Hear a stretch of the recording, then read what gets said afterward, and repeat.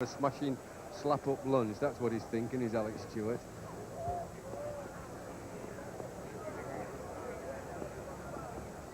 Oh, he nicked it. I think he nicked it. He's pointing to the umpire in a way, a little reaction, a reflex action to say, got an inside edge, I got an inside edge, I was lucky. My goodness, was his heart in his mouth here, Alec Stewart. I think this is very adjacent. The ball pitches outside, but by the time it hits him on the leg, my goodness me, I think he'd have been lucky to get away with that if he hadn't nicked it. Oh, his heart would have been in his mouth. It would have been going at 1,000 miles an hour there. Look at it. Oh dear. I know the feeling well, the sinking in your tummy, and you hope the umpires heard the nick like you did. He was listening to you. All he wants to do is get not out now.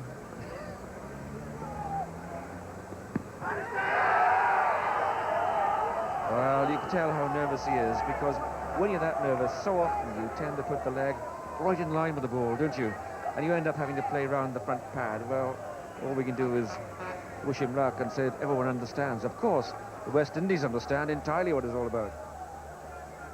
Well, the one thing, he got the bat straight, he played it, he tried to get forward, not very much, just a little stride.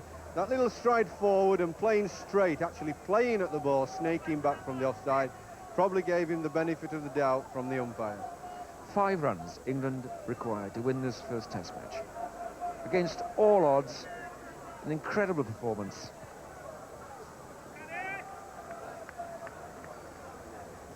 One of the great sporting shocks.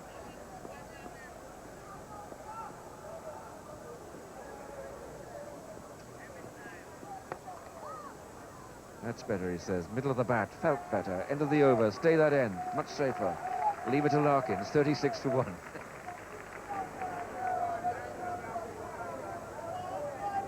Seems so simple, it's taken an age. 5 runs to win this match. This is Ian Bishop to Wayne Larkins. Oh, well, I thought a wide. Maybe I was thinking one day. It was, I probably was. It was short. There's been some lively bowling. Pacey, very quick bouncer, but it's speared down the leg side. No chance of hitting that. He'd have had to be very quick indeed to get the hook shot in, because it went through quite rapidly. Because what you don't realise, perhaps back at home, is how far apart all these islands are. We're at 1,000 miles now from Trinidad, for example, and no side has beaten the West Indies on this ground for 35 years. They're unused to the sight of defeat. Whacked it straight over the top. Thank you very much. It's running slowly across that very wet patch. It limps over the boundary, but that's good enough. 4 runs. England need 1 to win. Well, I did say that if he gets it up in his half, he's going to whack it, and he's not worried about how it gets to the boundary, isn't Wayne Larkins? Here, this is pitched up well outside off stump, but he's smacked it straight over the bowler's head and the umpires. You'd have expected him to hit that over cover, but he's a very unorthodox player, Wayne. He wants his lunch, and he wants it very quickly. I don't know what they have for lunch these days, but I never look forward to my lunch quite as much as he's obviously looking forward to his. You see, that's the wet patch. It's just dried up enough. Oh, too tired to cross the rope. All right, 1 to win. 40 for 1, England. 1 run to win this Test match. No, wait, no, he says. Yes, he's misfielded, and England have won. Fantastic. Great for the spectators. Astonishing for England, astonishing for the West Indies too. They cannot believe it. They haven't lost a match on this ground for 35 years. England haven't won here for 36 years. And England have not beaten the West Indies, indeed, for 16 years. It's all too much. Wayne Larkins remains unbeaten. Tremendous innings, 29 not out. 41 for the loss of the skipper, Graham Gooch. But every day of this Test match has been England's day, and they are very worthy winners indeed. This giant tide of West Indies domination, which has almost drowned England cricket over the years, has suddenly gone calm. It's been absolutely flattened. The spectators, their money well spent for a marvellous trip. Perhaps that rum punch, one too many tonight. but why not? It's been a wonderful occasion, a great cricket match.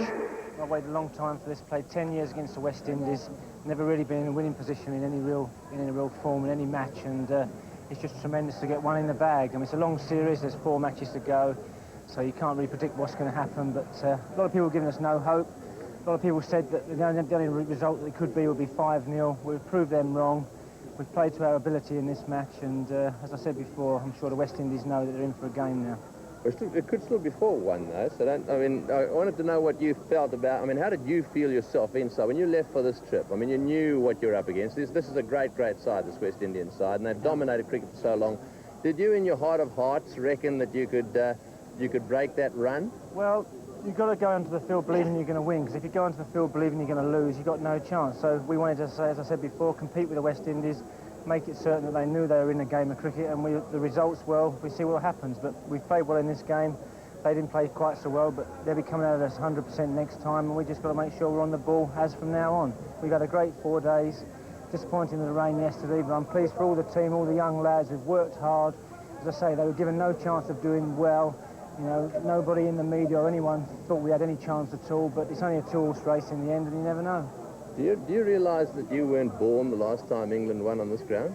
Is that right? Well, I was here in '86, and that was a frightening experience, I can tell you. Well, I was going to ask you about that. Last time you were here, it wasn't a great tour for you. It was a real tough time of it. Things are totally different this time round, aren't they? Yeah, people have been very friendly to us. The authorities have been very helpful, and everything has been A-OK so far, and you know, we've got no complaints at all, and the boys have stuck at their task, they've worked hard at their game, and it's just nice that they've got their just rewards in this match. We're hoping basically that it's a short-lived sort of victory. We'll be coming, and we know now that these guys they look prepared, and certainly we've got to go and get our act together. And I'm positive, I'm very positive, you know, as captain, that maybe at the end of this particular series you can come to me, we'll have a little bet or whatever the case may be, that at the end of the series you'll see who the better team are. Okay, what about the pitch? I think that pitch actually suited this English attack perhaps a little bit better than it suited you chaps, especially your batting, because you tend to be a little bit more aggressive. Yeah. So you and Richie Richardson especially tend to pull a lot and cut a lot. Yeah, that's right. And anything that keeps low with those medium paces tends to... A lot of wickets have been taken bowled in LBW in Jamaica this year, haven't they? Yeah, that's right, because the wickets, I think, not as quick as they used to be, but for some reason we tried, and as I said, you know, I don't want to really take anything away from the English victory. It's well played, you know, hip hip hooray. We'll be back.